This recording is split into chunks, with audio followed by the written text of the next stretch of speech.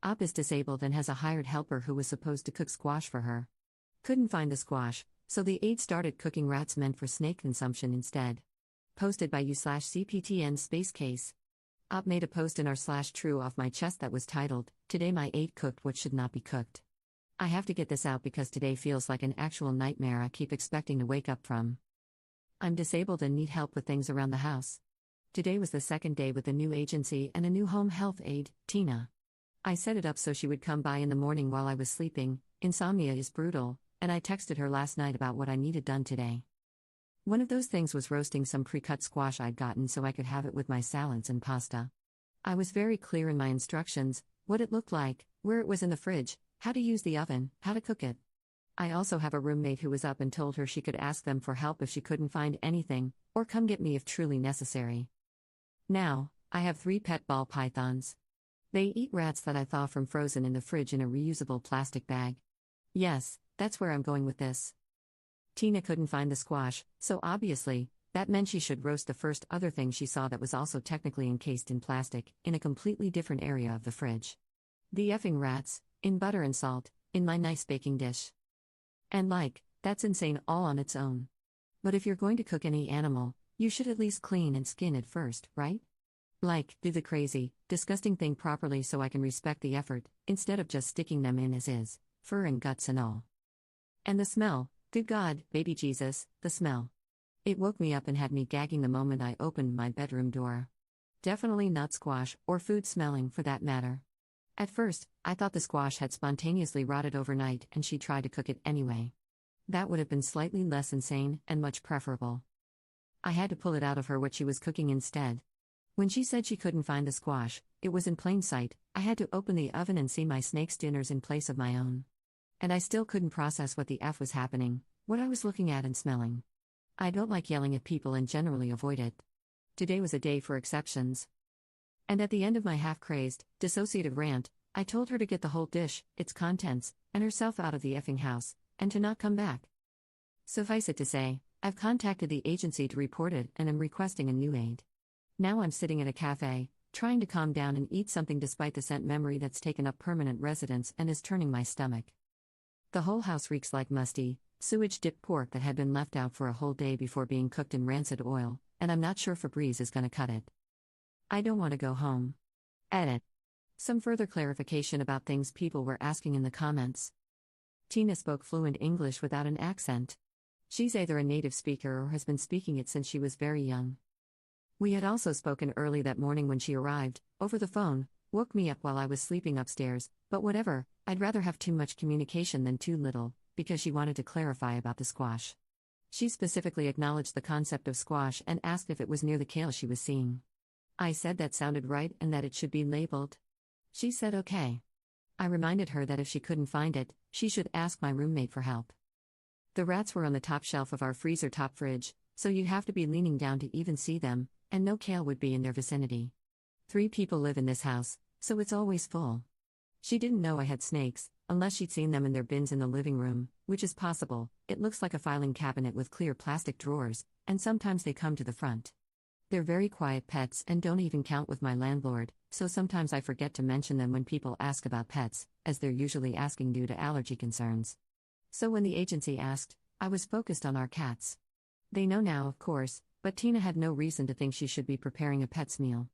That was never established as part of her duties when I met with her and an agency nurse the day before to go over everything.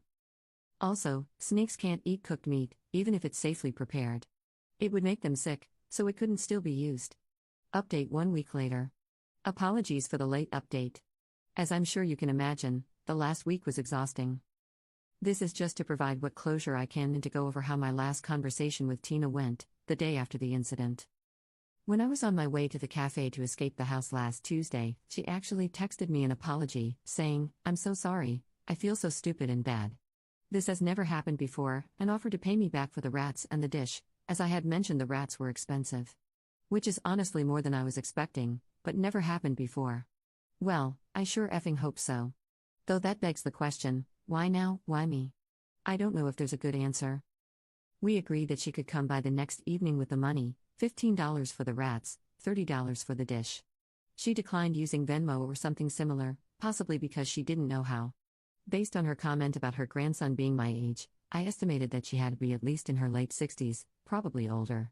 I admit I was hesitant to have her return to the scene of the crime when it was still so unclear what her true motivations had been, but I wouldn't be home alone, and she had seemed sincerely contrite, if a bit defensive over the degree of my outrage. Before the appointed time, she called me to say she was on her way, and then she made, of all things, a request. She would be bringing her timesheet, so could I sign for the 2 days she'd been there? I was baffled. The audacity of asking me a favor when our meeting was about her making amends, claiming that her time with me should count as doing her job, and implying that paying me back was in exchange for something from me.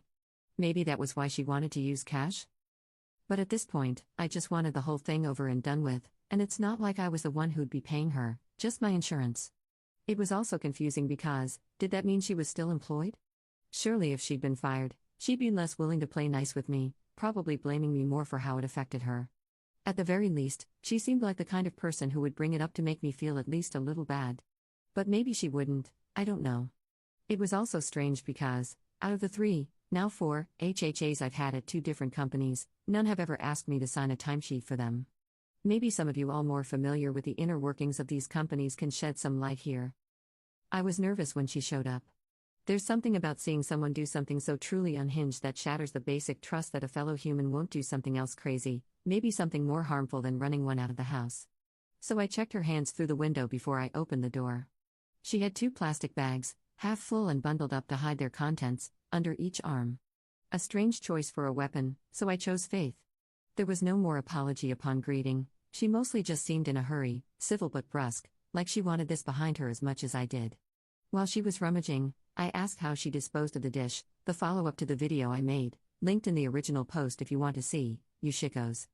And as expected, the first thing she brought out was her timesheet. Sure enough, there was a place for a patient's signature, and as I took it, along with the proffered pen, and set it against the doorframe to sign, I said, just to confirm, we said $45, right? The look she gave me as she reached into her jacket was so offended, and her civility evaporated, like I was questioning her word, and how dare I? She said, I'm gonna pay you. I said I would, in a tone that was like, calm down, paranoid prick. It took all my self-control not to respond with, you also said you'd cook the squash. Like, yeah, lady, wonder why I would want to triple-check anything we agreed to at this point, my bad. But she did, in fact, hand me the wad of bills, after I'd handed back the timesheet and she checked it, and then she left in a bit of a huff. I just told her to take care of herself, to her back. At this point, after interacting with her again, I am of the opinion that this was simply some form of psychosis, either a mental health issue or senility, I don't know. Even talking to her, things were just a little off. Hard to describe, but it was like part of her attention was always somewhere else. I do not believe this was malicious or weaponized incompetence, as many were saying in the TikTok comments. She had nothing to gain from this, and clearly, she wants to keep her job. After the shock and horror have worn off, I just feel kind of bad for her. She clearly shouldn't be in this profession, which, by the way, she said she's been in for 30 years, so I blame these companies more for not being thorough in their hiring and training process. Psych evils should be par for the course, surely. And I know I probably shouldn't have, it's none of my business, but it was eating at my conscience not to express my concern. Because I don't know what's going on in her life. When it comes to things like reality breaks and changes in behavior, it can be really hard to see for ourselves, and maybe the people in her life aren't saying anything, so she's not seeking the help she needs. So I texted her a little while after she left. I thanked her for taking responsibility, acknowledged that I was butting in, and then brought up how she had said this had never happened before and how she had seemed confused about how it happened. I gently and non-judgmentally suggested that if this was a new kind of issue, or if there had been other strange occurrences, it might be a good idea to talk to a doctor, just in case something else was going on that needed to be addressed. I ended with, but if I'm way off base and out of line, and you're just used to people eating like that, I apologize and wish you the best. After a day of silence, she sent 2 texts, copied here. K. Thank you. People make mistakes. God bless. Have a good day. That was, and I'm sure will remain, the last I heard from her. I'm sorry I can't recount some detailed confession about how it had all been a nefarious plot by some vengeful ex who had their aunt impersonate an aide to poison me. That would have made for a much more satisfying story. As for my current aide situation, I'm still working with the replacement they sent me but have already requested a new one. She's sane and competent, but alas, it seems she greatly exaggerated her English fluency to my coordinator, who sounded resigned to such deceit. In any other service context, I wouldn't care. We have translator apps, but I think we've seen how critical clear and easy communication can be when one person is relying on another to meet their needs while sick. Others have told me how long it can take to find a good fit, so I guess I'll just have to keep spinning the revolving door until I do. Also, I have put in a request for the agency to reimburse me for the takeout I had to get that day. The oven has been cleaned and sanitized within an inch of its life and seems okay now? I dunno, asking for a replacement or suing anyone seems like a lot of hassle, especially when I already have a medical malpractice case in the works. Thank you to everyone for taking an interest in my harrowing experience and for your support. It legitimately turned this into something more lighthearted that I can laugh at now, whereas it would have remained traumatic otherwise. May your squash always be squash. Editor's note. Op's TikTok account is at Kelsey Can Stand and has 2 videos talking about the event, including one showing the baking dish in which the rats were cooked, now in the trash.